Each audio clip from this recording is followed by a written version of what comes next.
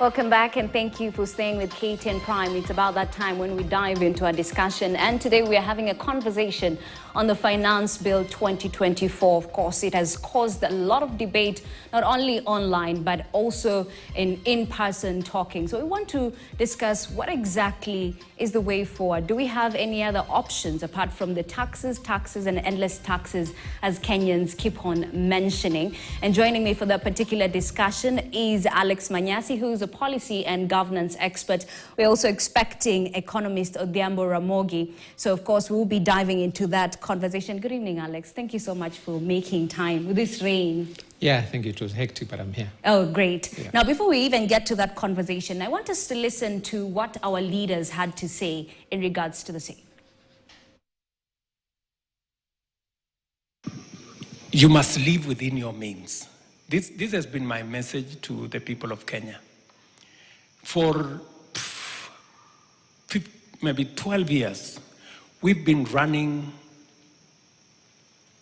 8-9% fiscal deficit. So I persuaded and I made a case to the people of Kenya that we must begin to enhance our revenue. Because if we are a serious state, we must be able to enhance our taxes. So my drive is to push Kenya. Possibly this year we will be at 16%. This Finance Bill 2024 is receiving public participation, and it happened the same way. Finance Bill 2023, public participation, over 90% of Kenyans, and 98% said no. Just imagine bringing heavy taxation on bread. Even the little children who have just gone to school will not enjoy their bread with a bit of Blue Band. They will not. You sleep and dream. Your only dreams are how to make life even more difficult for Kenyans. Which other areas can you impart some pain on Kenyans until you get to the place where you are thinking of imposing taxation on bread? All right, Alex, coming to you. As a Kenyan, what was your initial reaction to this bill? First of all, I don't think I was surprised by the content of the bill. Why so? Because from the body language of government, it's been expected that taxes were going to be increased to a certain level. And therefore, the provisions within the bill, things that some of us had expected we'll see because of several other reasons, including the deficit that we have, including the loans that we need to pay, including the fact that if you notice, our expenditure has been going up year in, year out.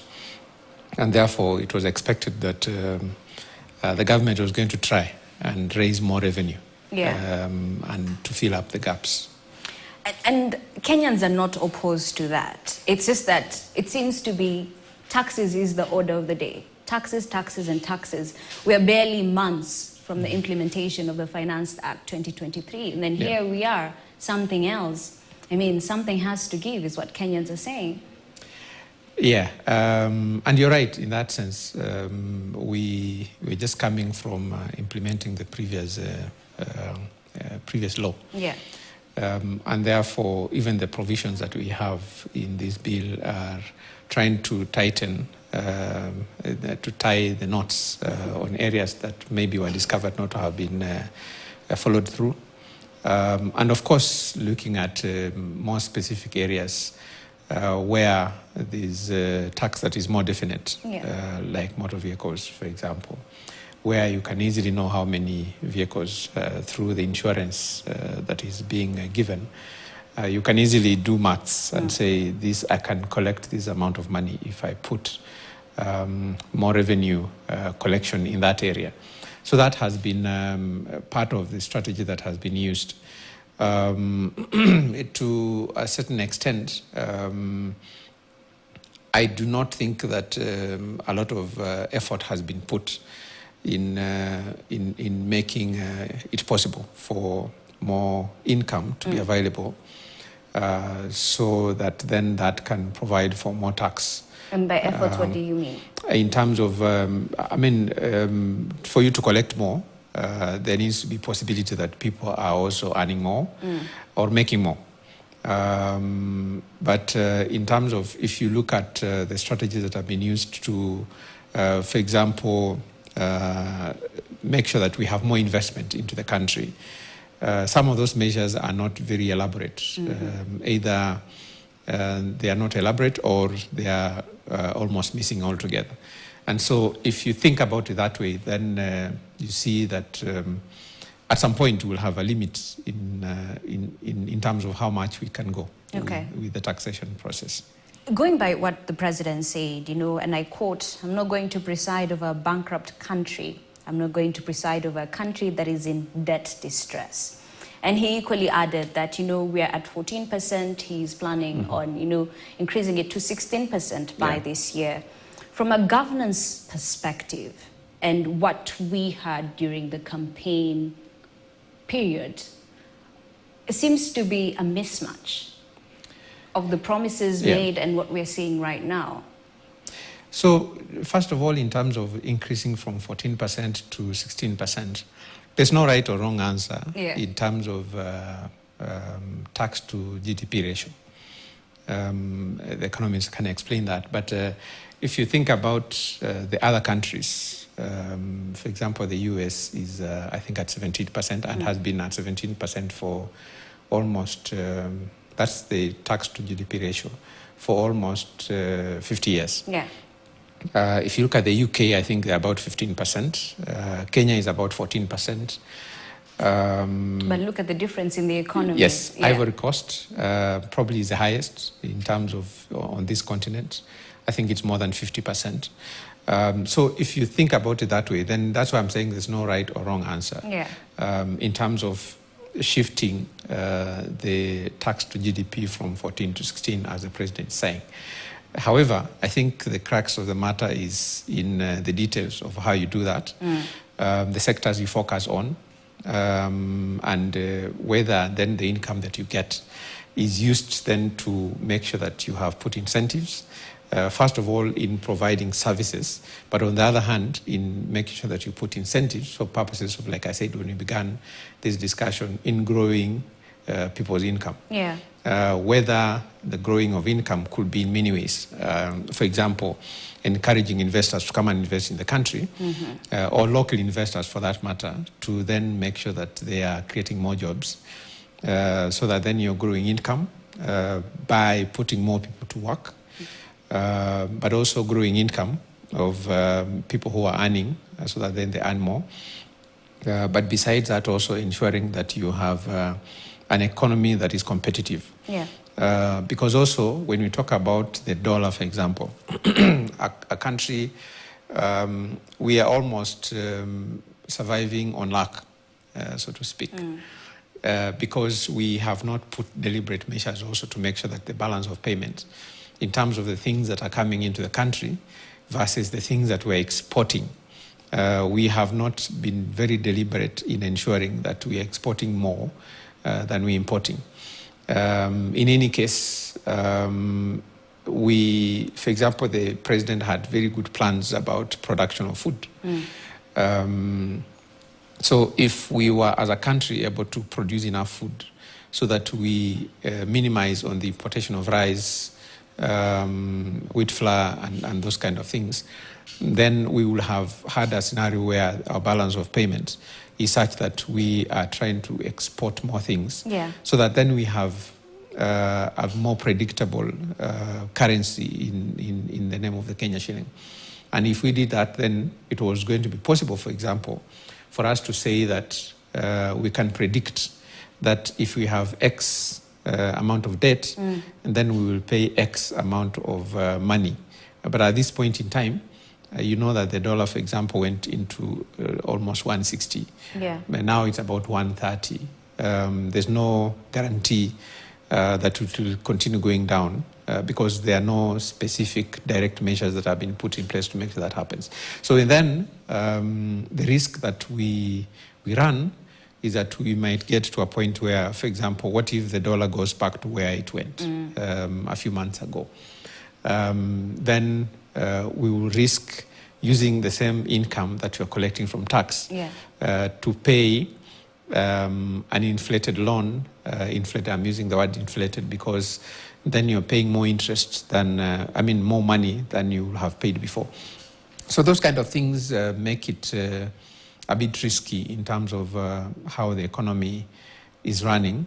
And so by extension, if we are not careful, unless we encourage more investment and more exports, in my view, that is something that needs to be a bit more clearer than it is right now.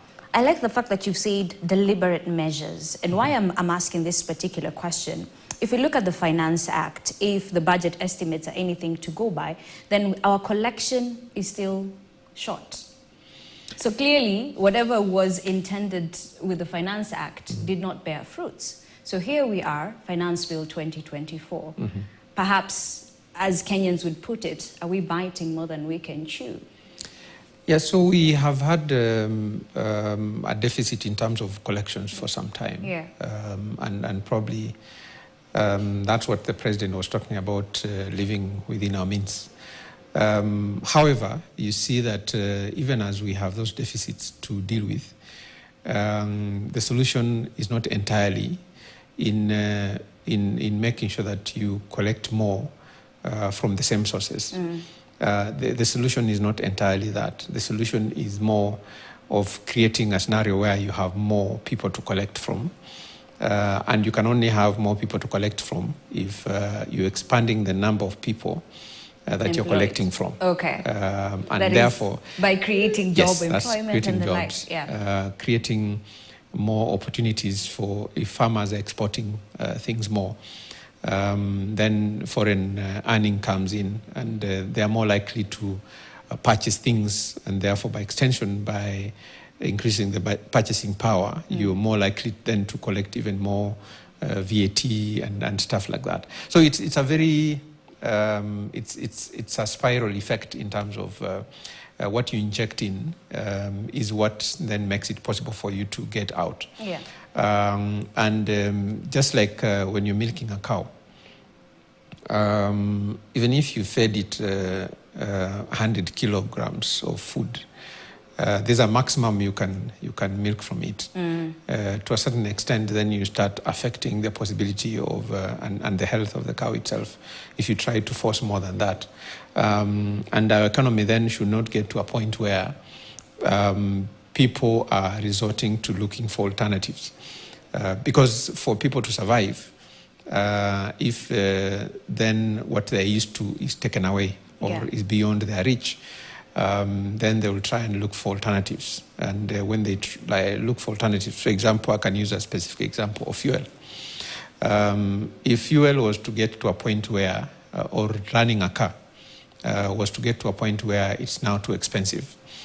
For example, the tax that is being proposed, I think 2.5% on motor vehicles value on top of the insurance.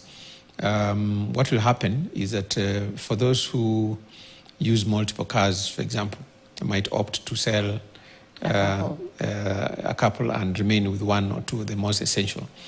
There are other things that might happen. They might, for those who are insuring comprehensive, to insure a third party. There's also another possibility that could happen, which is fake insurance.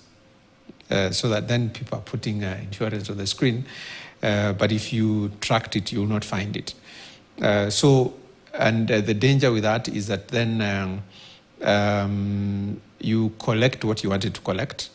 If comprehensive insurance is then removed to third party, and if that person is running a commercial vehicle or a PSV, for example, for that matter, if something was to happen to that vehicle, that person is completely out of business because then they can't pay for it because insurance will not pay. Even looking at it in a different way, I mean, yes, the taxes are going to be imposed even on PSVs. There's going to be a trickle-down effect. Yes. So fares are going to go up. Then what happens? It's still coming back to the same person that you're trying to milk at the end of the day. And if I can say, you know, Kenyans can ask, the president is saying we need to live within our means. Yeah. Are we Kenyans living within our means? The high cost of living, food prices have gone up, guys are struggling wherever they are. Most of the people that you meet right now are complaining about the cost of living. So it's the trickling down of the decisions that are being made will be seen in a short time. For example, the reality, I can just give an example of Nairobi. I don't know if many Kenyans know that only about 3% of Nairobians own cars. About 47% of Nairobians actually walk to work.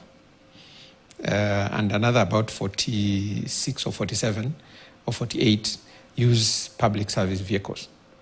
So for that huge number that is almost 50% that walks to work, they don't walk to work because they're exercising. They walk to work because they cannot afford it. Yes. For those who are using matatus, they're using it because that's the only option they have. And therefore, if it gets to a point where then they have to make a decision because the matatu is too expensive, Kenyans have an innovative way of trying to walk a certain distance, so that then if you are used to paying 50 shillings, you walk a certain distance where 50 shillings starts, then you can take a matatu from there. Now, there are also effects to doing that. That affects productivity. Because if someone stays many kilometers away and they have to walk a certain distance, and such that when they get to home they're too tired, they get to work tomorrow, they're already disillusioned in terms of the life they're going through, then their productivity goes down, and therefore you end up with a generation where we'll start dealing with other complications like mental illness, for example. Yeah. Because then you are stressed. The life that you're going through is not guaranteed. And maybe the job that you hold is not a job that can sustain you. So once you start getting into mental illness matters, because the economy is pushing you, and then as a country, then we will get ourselves into other complex things that we need to deal with, like mental health, which we have seen quite arise on the same from the time when we had COVID and people lost jobs. Yeah. So it's a reality. It's a reality, and the president is talking about us living within our means. Yes, it's true. But at the same time, like I said, we need to see very deliberate measures to ensure that we grow the economy.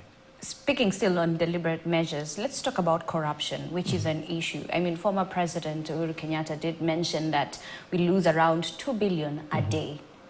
If we put the right measures and tackle corruption, don't we tackle the entire issue? I mean, this conversation has been on for a very long time. There are figures that have been thrown all over the place around corruption taking about almost a third of the money that we have. And beyond that, another third almost going into wastage. Therefore, what we meaningfully use is just about a third of the money that we actually have. So if you were to think about that analogy alone, then you start wondering whether our priorities have been put right. It's a bit unfortunate that this conversation is not ending and might not end soon unless very deliberate measures again are taken and put into place to ensure that we deal with corruption. For me, I think there are certain things, for example, on matters of wastage, that can be done. For example, we keep seeing the Auditor General's report about money that cannot be traced, about percentages in terms of recurrent expenditure, and development expenditure, why counties are not even sticking to that in the first place. I'm sure you have seen us resorting to, which are political things, us resorting to young men and women slashing grass along the roads. We've seen in many counties that being done. And that money, technically when you're putting 300 youth to slash grass and cut hedges or clear bushes, when that work can be done by a machine with 2 people. But you see, the intention, and you know that, for example, when this country tried to bring in, some investors tried to bring in machinery into Kericho to pluck tea, it was fought. Yes, it was. It's that because we are not creating jobs for young people, and therefore, and we know they are the majority, so to keep them busy and doing something, we have to do something. Yeah. And that something includes giving them those kinds of assignments for them to do. And this basically is part of, in my view, what wastes our money. It's wastage because that money will have been used to have meaningful investments that create employment, which then provides what I call good quality jobs. Yeah. Jobs that can be sustaining, jobs that young men and women can go back home to say that I am from work and I know that in the next 5 years I can plan my life. But as long as we are not doing that, we will keep wasting. And that's part of the 1/3 of money that is wasted. Another part of it, of wastage, is where one regime comes in, starts project, another regime comes and abandons them altogether. There's not that smooth transition that is needed. I mean, government is government. Despite who is on the seat, on the helm, it's still government. Yes, and it's for us, our actions and the things that we do are dictated more by who is in the office. Unlike in developed countries where whether there's a presidential election and presidents change, they're more likely to affect only things like foreign policy, things like security, but they cannot affect how an economy runs. Yeah. And as a country, we are not there yet. Remember, nobody talks about Vision 2030 anymore because it was a blueprint for the country. We had the 4 pillars that we had said, these are the things that we're going to do. But ultimately, we didn't follow through to ensure that we use what we had said we were going to do. Yeah. And that was meant to ensure that, for example, it does not matter who is in office or who is coming in or who has left. What matters is that there should be continuity. But because that continuity is not there, we keep imagining that the country was just born today because we had an election today. Yeah. And that's why Kenyans will always be disappointed.